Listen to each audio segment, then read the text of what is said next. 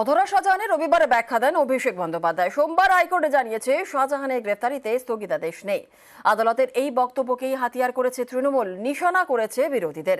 পাল্টা বিরোধীদেরও চড়া সুর। সন্দেশখালীর বেতাজ বাদশা শেখ শাহজাহান। শাহজাহান গ্রেফতার না হওয়ায় বারবার সুর চড়িয়েছে বিরোধীরা।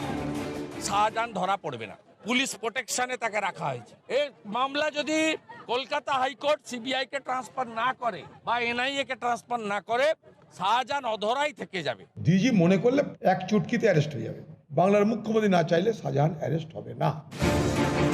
শাহজাহান কেন অধরা, এ নিয়ে রবিবার ব্যাখ্যা দেন অভিষেক বন্দ্যোপাধ্যায়। ইডির অ্যাপিল অনুযায়ী কলকাতা হাইকোর্টের প্রধান বিচারপতির বেঞ্চ সেই স্টে মঞ্জুর করে। স্টে মানে ইনভেস্টিগেশন হবে না, স্টে মানে কাউকে অ্যারেস্ট করা যাবে না। এটা করেছে হাইকোর্টের বিচারপতি। বিচার ব্যবস্থা যদি রাজ্য পুলিশ প্রশাসনের হাত পা বেঁধে দেয়, তাহলে পুলিশ অ্যারেস্ট করবে কোত্থেকে? এর 24 ঘন্টার মধ্যে হাইকোর্ট জানিয়ে দেয় শাহজাহানের গ্রেফতারিতে কোনো বাধা নেই।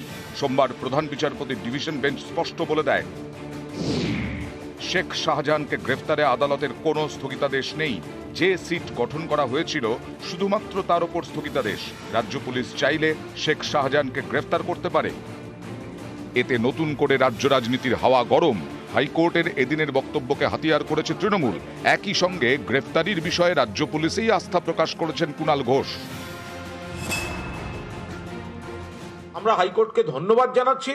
অভিষেকের বক্তব্যের উপর ক্লারিফিকেশন দিতে গিয়ে পুলিশকে আবার অ্যাকশন নেওয়ার অধিকার ফিরিয়ে দিয়েছেন। আমরা দলের তরফে বলছি, আমরা আশাবাদী, আমরা কনফিডেন্ট 7 দিনের মধ্যে শেখ শাহজাহান গ্রেফতার হবে। যেখানে আমরা রাজ্যের মন্ত্রীর ক্ষেত্রে রেয়াত করিনি, ফলে ওর ক্ষেত্রে দল আলাদা করে তার পাশে দাঁড়াচ্ছে, এই ধরনের যে একটা ভুল একটা পারসেপশন ছড়িয়ে দেওয়া হচ্ছে, এটা সম্পূর্ণ ভুল।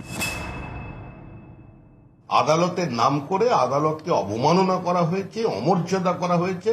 দীর্ঘদিন ধরে তার বিরুদ্ধে অভিযোগ ছিল, শাহজাহানকে কোনোদিন ডেকে পাঠানো হয়নি।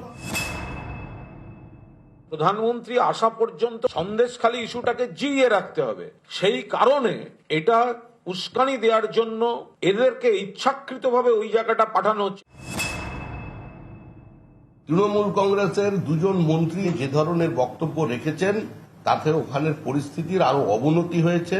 মানুষকে আরো উস্কে দিচ্ছেন তারা। এতে পরিস্থিতি নিয়ন্ত্রণ করা যাবে না। অপরাধ করলো তৃণমূল, জমি কেড়ে নিল তৃণমূল, আর অপরাধ করলো বামপন্থীরা, বিরোধীরা। শাহজাহানদের লুঠের টাকার ভাগ নিতে অভ্যস্ত, সেই কারণে ওদের পাশে দাঁড়িয়ে আছে। নিউজ 18 বাংলা।